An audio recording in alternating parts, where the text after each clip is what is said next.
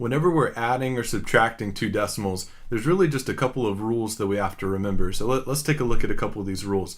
The main rule, the main thing we have to remember is that whenever you're adding or subtracting two decimals, when you set them up before you add them, you need to line up the decimals in a vertical column, and we'll show you how to do that in just a second with an example.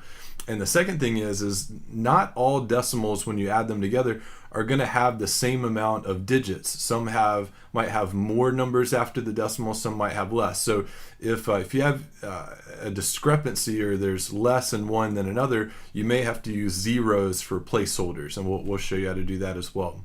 All right, so let's try a couple of examples here. Here's our first one.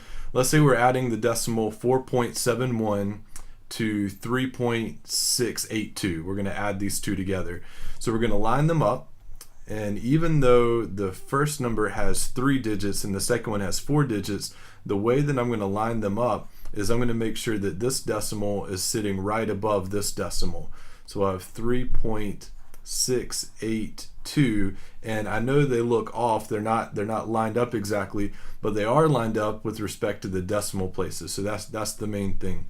Now notice there's nothing right here. This is an empty blank. So what do we put here if there's nothing to match the 2 in the first number?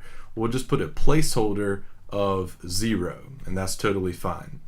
All right, then we do our addition line, and then you just add your digits like normal. 0 plus 2 is 2, 1 plus 8 is 9, 7 plus 6 is 13, but as we well know, what we do is we put a 3, and then we carry the 1 to the next column. 1 plus 4 plus 3 makes 8, and then this decimal that we had here that we're lined up, we're just going to continue that decimal on down, and this would be our final answer, 8.392. So you line up the decimals, you do your addition like normal, and then you keep that decimal in line with your answer. Let's try one more example. Let's say we have 12.2 minus 5.97.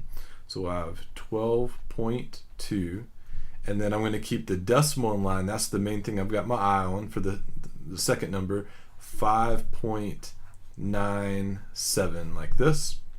All right, even though they don't really look like they're in line with one another, they actually are. We're going to subtract these.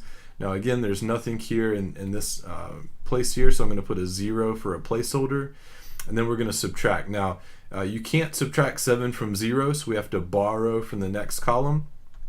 So I'll mark out the 2 and I'll put a 1, and then that gives me 10 to put in the first column. So you can either put a little 1 like here to indicate 10, or some people would just mark out the 0 completely and just write 10. Either way is fine.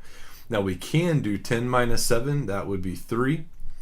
Now we have another problem. We can't subtract 1 from 9. 9 is bigger than 1, so I have to go to the next column and borrow 1. So I'll mark out this 2 and put a 1, and then I'll change this 1. I'll add an additional 10 to this column and make it 11. Now I can do 11 minus 9, that's 2.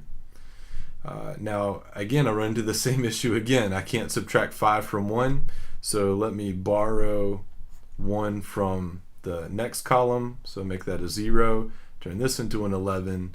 11 minus 5 makes 6. Now if you could have seen this, we actually had a 1 and a 1 from earlier, so you could have just realized for the last subtraction that 11 minus 5 was 6. But anyway, hopefully this would be a little bit more clear, where we borrow 1 from the tens unit and then we add that to the ones unit. So anyway, 6.23 is our final answer, because we take the decimals that we had here and then we just transferred it straight down in a line. So I think if you remember those two things, line up your decimals when you're adding and subtracting, and use zeros for any placeholders. Those are really the only issues that you can expect to see.